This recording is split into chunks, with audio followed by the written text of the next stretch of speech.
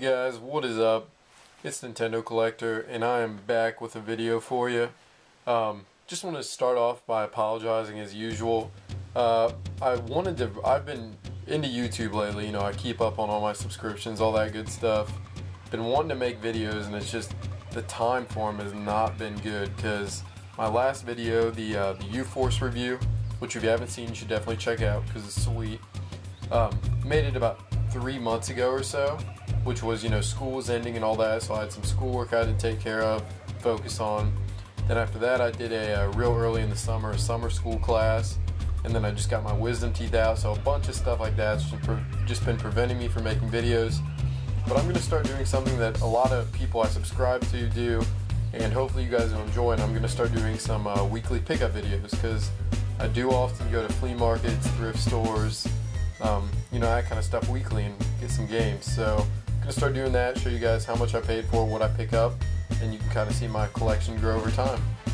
So I'll go ahead and get started.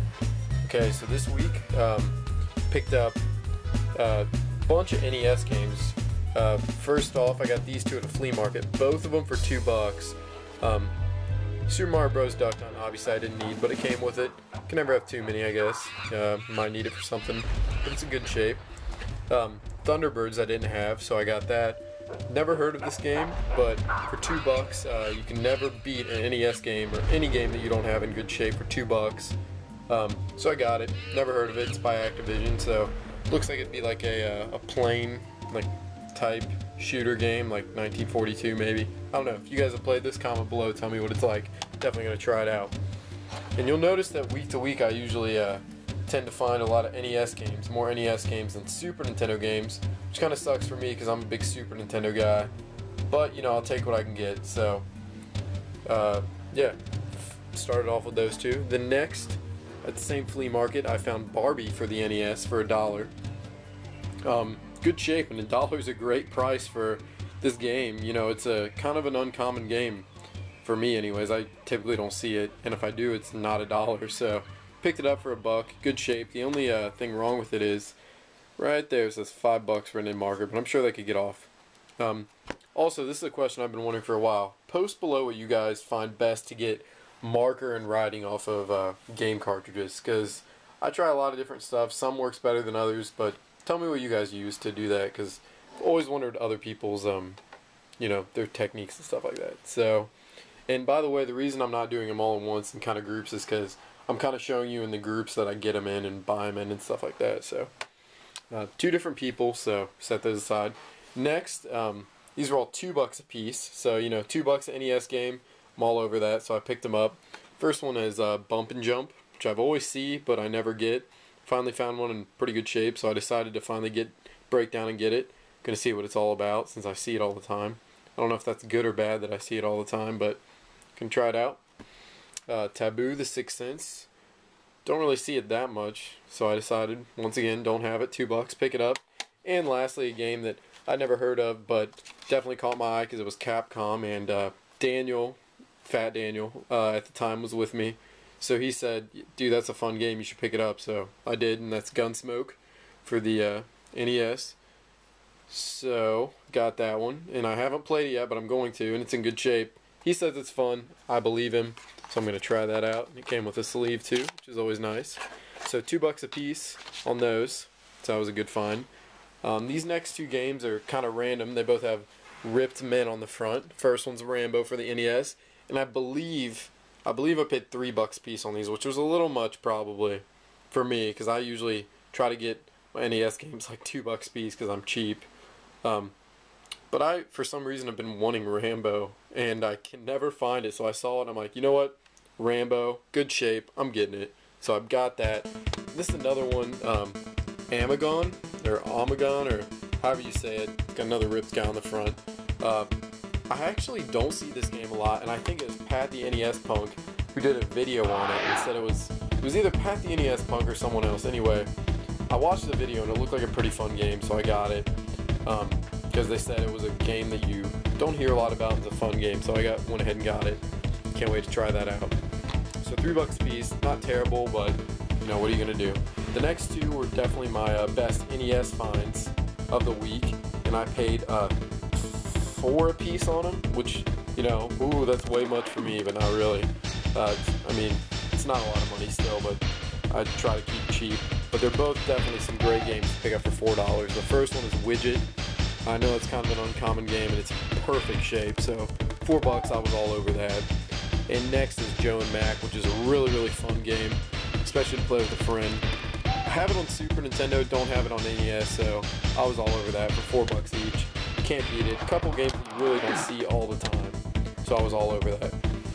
And the next find was actually at a thrift store that I went to today. I was browsing through the aisles. You know, I usually don't find a whole lot of thrift stores, mostly the flea market, but I saw this Game Genie for, that's right, Super Nintendo. So I finally found something for Super Nintendo after, you know, hunting all week for Super Nintendo stuff. Found this Game Genie. The box isn't in the best shape, but, you know, what are you going to do? At least it has the box with it, which is cool. You can see I paid, I think it was $2.99. It was either $2.99 or $3.99. Hold on.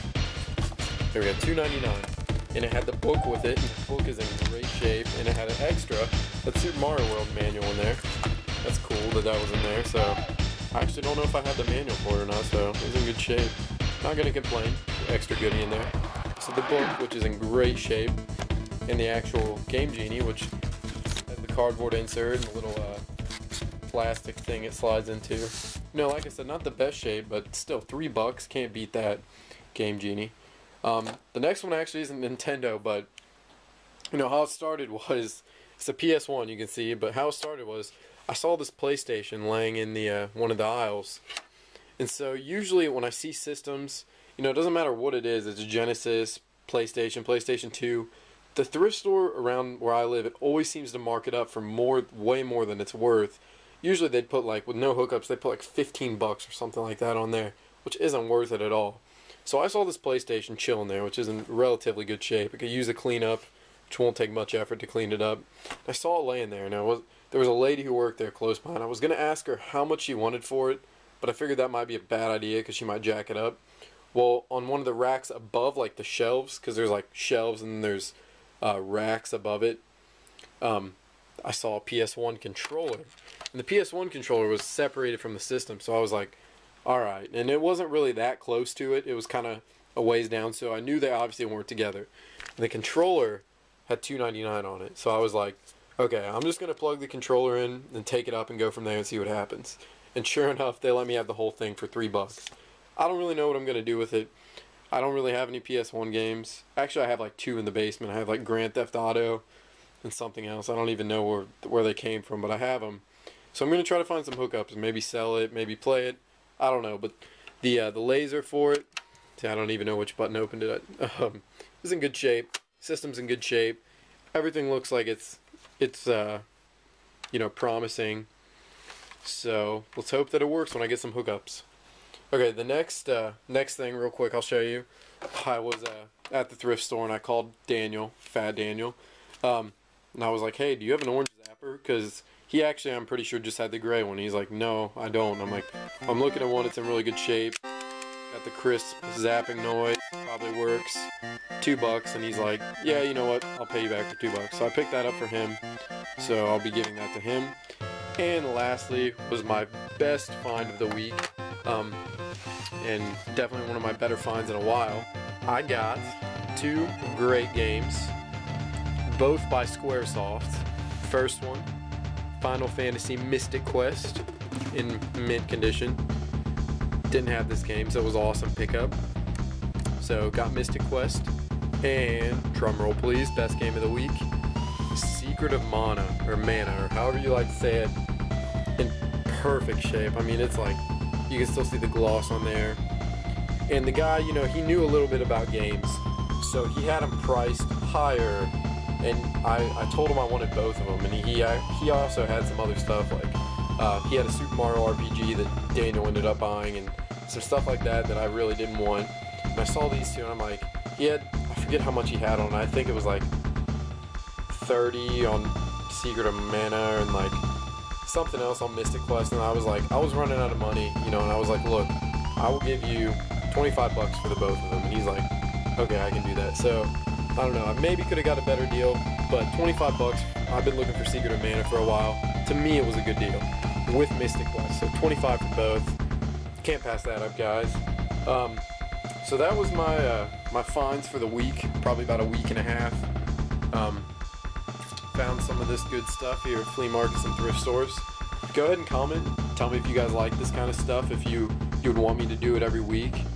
Comment with a video response saying what you guys find. You know, if you do with these kind of videos, definitely put them as a video response and that kind of stuff. Comment.